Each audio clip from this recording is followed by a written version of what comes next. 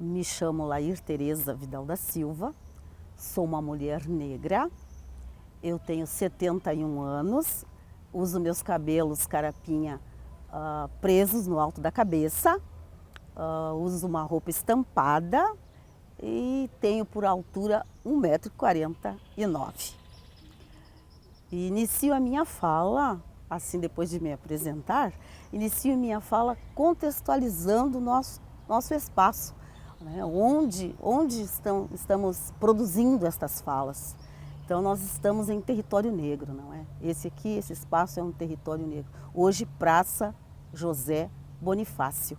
Mas ela já foi uma vez Praça das Paineiras, ela foi Rua do Loreto.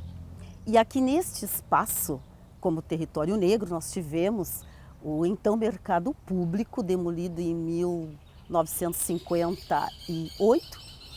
E nesse mercado público nós tivemos uma barbearia muito famosa, onde frequentavam somente os negros. A barbearia, a famosa barbearia do Negro Domício, né? O Negro Domício era então um barbeiro muito importante que trabalhava aí a estética dos negros na época, aqui na cidade. Então aqui o espaço onde tivemos o famoso mercado público da cidade, era o shopping center da cidade de Cachoeira. Aqui nessa praça, hoje, Praça José Bonifácio, nesse espaço onde a gente se encontra, nós tivemos também, hoje, um dia foi Rua do Loreto, nós aqui nesse espaço, não exatamente aqui, mas nessas imediações, aqui teve o então Pelourinho, é o espaço do Pelourinho. Então é um lugar de ancestralidade que remete à dor, mas é a nossa história, é a história da comunidade negra, não é? Uma cidade que em 1884, seu início se dá em 1750, e em 1884, segundo Aurélio Porto, essa cidade tinha 1.305 negros, entre escravos e libertos. É um número muito significativo para o porte da cidade. É muito negro nessa terra, nesta cidade, não é?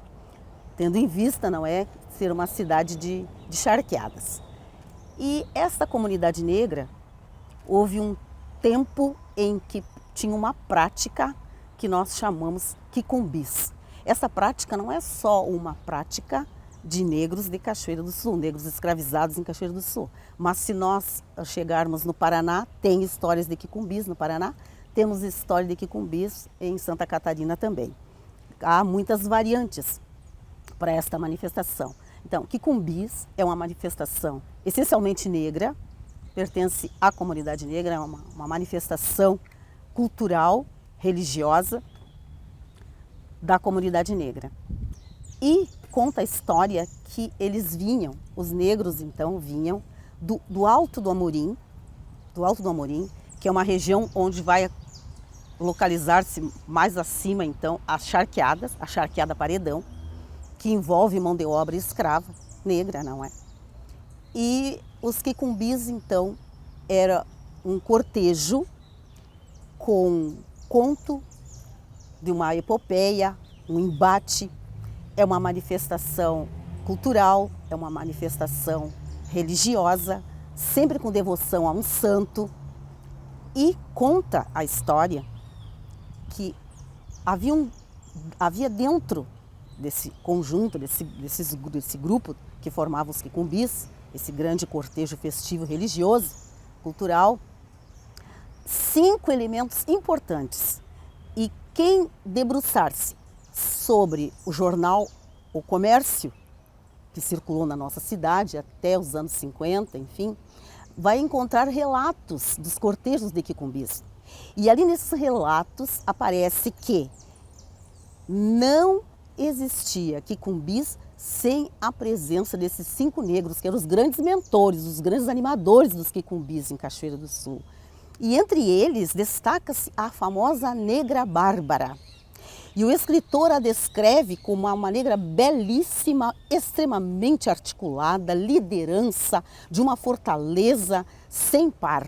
E que o sorriso de Bárbara era a arcada dentária de Bárbara, era uma risca de giz em quadro negro. Assim a descreve o escritor, e que não havia cortejo de quicumbis sem a presença da negra Bárbara. Ela era a grande animadora dos quicumbis. Bem, eles vinham então, geograficamente deslocando-se do Alto do Amorim, vindo aportar aqui na Rua do Loreto.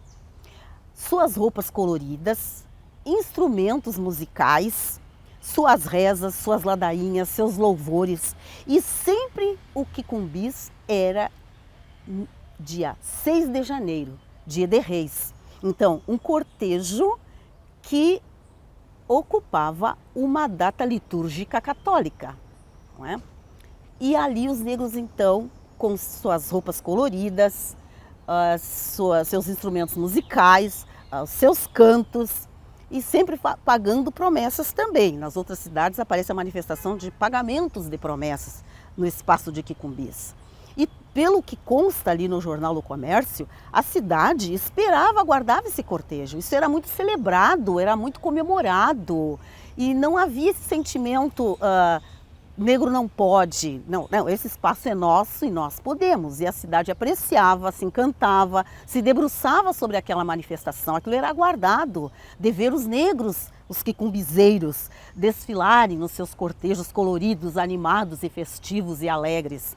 Aquele sentimento de escravidão, de sentimento de opressão, era ali descarregado. E ali vinha o elan de ser negro, ali vinha a energia de ser negro, o pé no chão, a roupa colorida, o som dos instrumentos musicais, os louvores, os glórias, em 6 de janeiro, dia de Reis.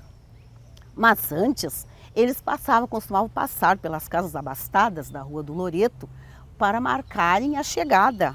Porque dentro daquela casa, e uma casa que com toda certeza não aparece em registro oficial, mas com toda certeza era visitada pelos quicumbis, era a casa de Baltazar de Bem, a famosa casa, a mais bonita casa da Rua do Loreto, não é? Que hoje é a nossa Secretaria de Cultura do nosso município, não é? Então chegavam ali, eles eram recebidos, eles marcavam a chegada com antecedência. Olha, vai ser na casa de fulano que vamos chegar, vai ser na casa desse crano que chegaremos. Aquilo era agendado antecipadamente, porque lá dentro ia acontecer então os passos dados do ritual quicumbis, né? Tinha o cortejo, a caminhada na rua, a dança na rua, mas tinha um embate, o contar de uma epopeia, uma disputa dos conguinhos, uma disputa dos negros não devotos, não religiosos, não é? Os infiéis e os mouros, o combate dos mouros com os conguinhos. E em outras regiões vai aparecer ainda a influência no quicumbis, a influência africana, a influência açoriana e ainda a influência indígena. Nos nossos quicumbis não aparece a manifestação indígena, mas nos outros, no Paraná e Santa Catarina, vai aparecer. Bem, ali então, nessa casa, sempre a casa das pessoas brancas e ricas da Rua do Loreto, claro, não é? Então lá dentro se contava com falas, com versos, com instrumentos de arma branca, espadas. Contava-se então essa epopeia dos conguinhos e os mouros, não é? E depois, no final, eles eram agraciados com guloseimas, com licores, os comes e bebes do festim, naquela casa daquela pessoa, daquela família, não é? Da elite branca da cidade. Depois deslocavam-se então até o final da Rua do Loreto. Então era um cortejo assim muito apreciado, muito valorizado, muito cortejado, e é uma manifestação cultural, religiosa, e é uma expressão muito forte da comunidade negra no período da escravidão no município de Cachoeira do Sul. E isso ficam resquícios. Ainda que hoje não tenhamos desfiles, cortejos de quicumbis, a gente teve uma variante até 1950, nos grandes carnavais dos anos 50, onde nós tínhamos Sindoca, Estrela do Mar, nós tínhamos Filhas do Trabalho, nós tínhamos o Cordão de Ouro, Unidos do Morro, e a variante de quicumbis se manifesta aí, com os ditos assaltos. que então vinham aqui também pela rua Milancrás, próxima aqui da nossa Praça José Bonifácio, vinham então esse cortejo com seus tambores, seus instrumentos musicais, não com aquelas roupas dos quicumbis, mas vinham e marcavam então o assalto. Só que essa não tinha uma versão religiosa, não. Tinha uma função econômica, seria para angariar fundos para os grandes carnavais da cidade. Então a comunidade negra fazia os ditos assaltos nas casas abastadas aqui do centro. Chegavam naquelas casas marcadas com antecedência, marcavam o assalto com antecedência e ali se manifestavam cantando, dançando, e aquela família os recebia e os prestigiava com algum valor econômico. E assim os blocos carnavalescos, não se falava em escolas de samba, eram os blocos carnavalescos, depois então as escolas de samba, iam angariando fundos para a sua manifestação festiva desta forma, né? Os assaltos dos anos 50 é um resquício dos quicumbis do período de escravidão na cidade então de Cachoeira do Sul.